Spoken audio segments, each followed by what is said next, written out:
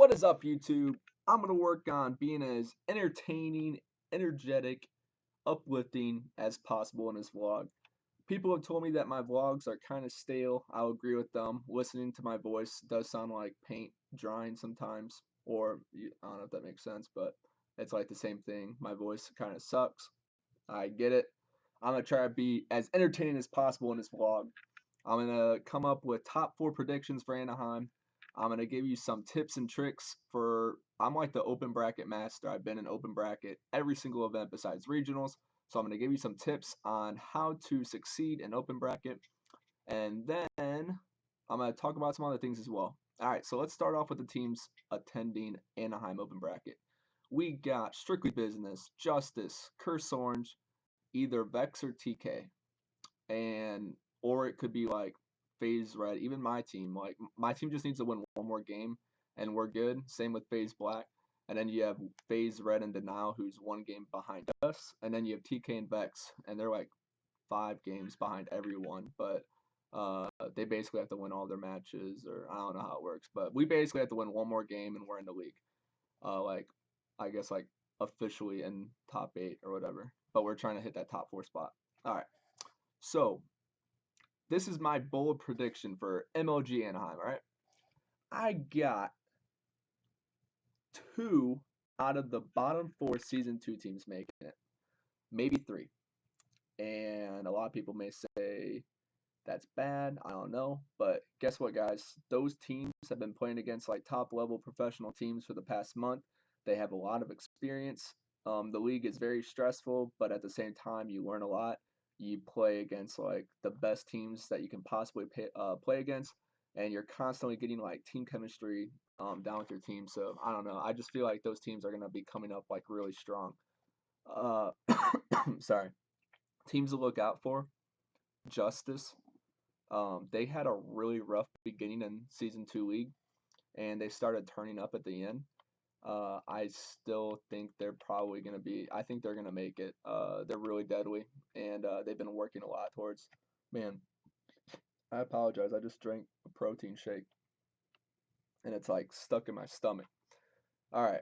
I'm trying to work on that positive, uplifting voice all the time. I know my voice kind of, goes from this to like down here in my vlog, so I'm trying to work on it, guys. I apologize. All right. So Justice, Strictly Business. Those 2 teams are going to be a threat. Then you have Curse Orange. Curse Orange is going to be a threat, 100%.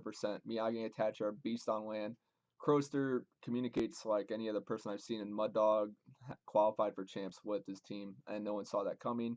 They've proved themselves numerous amount of times, so they're going to be a powerhouse team as well. And then you have either Vex or TK. But I mean, TK is a powerhouse. They just placed second at X Games, and you have Vex. They placed third at UGC, almost beating Evil Geniuses without Aches defusing a bomb through the wall. I mean, you have some high caliber teams, and then you have to include Optic Nation. So that's 4 teams right there plus Optic Nation, and then we get into like the top level, like amateur open bracket teams or whatever you want to say. Like you have EX, Wild, Orbit, XGN, Stunner. There's like 12 other teams, and I apologize if I didn't say it. There's so much talent in this community. It's really unfortunate that only 12 teams can play in this league. But I truly believe 2 or 3 teams is gonna make it from Season 2. I think Optic Nation will make it if they scrim these next 2 weeks. If they scrim heavy these next 2 weeks, I think they're gonna make it. If they just keep playing wager matches and they blow off scrimming, I don't think they're gonna make it. I think an amateur team will be able to take them. No offense to them, I can just kind of see it happening for whatever reason. Um, and then I see one fluke, like I see either like Orbit or XGN or Wild, like one of those teams making it, upsetting someone. That's my predictions. Now I'm going to get into how to prepare for open bracket. Um, I'll give you a small story. So UMG Philly, I was with Eagle Slayers, Nex, Machilla, and Revan, which ended up turning into Curse New York without Nex after we placed 5th. That was the hardest open bracket out of any tournament, and it still is because only 2 teams from winners made it, and 2 teams from losers made it. So only 4 teams out of 138 made it into champ bracket. We ended up making it through losers after playing 9 matches, like a 12-hour day basically on Saturday. We played every top team you could think of, teams from EU to who else we played? We played Team Revenge, and I got something on my freaking lip. Basically, here's the steps you need to take. Stay composed. I mean, you're playing best of threes all throughout open bracket. If you lose game 1, you can't get down. You have to focus on the S&D and bring that momentum into blitz. Same thing if you take game 1 and you lose the S&D. Just, I'll say it bluntly, fucking forget about the loss and focus on the blitz. And I would try to play as aggressive as possible in blitz. My team's currently like 11-0 in Warhawk blitz, and we play aggressive as hell. I mean, we literally run like 4 subs and play as fast as possible. And we do the same thing on Freight. We do the same thing on Octane. Just try to play as fast as possible. If you give teams time to set up, it it creates like less tension and they can communicate more. If you're constant, like think about it on Freight.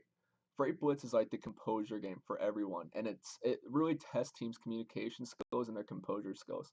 Because if you get 4 down on Freight Blitz and you're pushing green, think about it. You spawn back lumber. You have to make 2 choices. You have to make a choice as a team to either OE, you have to make a choice as a team to everyone rotate back, or everyone's communicating, not knowing what the fuck they're doing, and you have 2 people rotating back green and 2 people trying to cut the map, and they just lose their gunfights, and then you're down like 5 flags.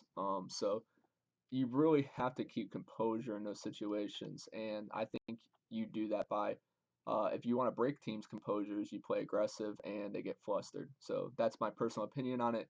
Take it as you will. I'm not the best player, by any means, but I'm playing for the team, if that makes sense. I don't know where I'm going right now with all of this, but yeah. So just keep composure, play aggressive on blitz. Don't get down when you lose. Win your gunfights, be confident, don't shake or drop your controller like I did at Anaheim. And what else do we got? Yeah, that's pretty much my predictions. Sorry about this vlog. It was 7 minutes and 30 seconds you got to listen to my voice for. I know you guys loved it. I'll have a gameplay upload later tonight. I also apologize about not uploading daily like I promised. I got caught on a Game of Thrones movie streak kind of thingy, McJigger. So I don't know what happened to me. I just kind of went off the deep end and decided not to upload anything for 2 days. So I really appreciate you guys. I'm getting close to 2,000 subscribers. That would be cool as well.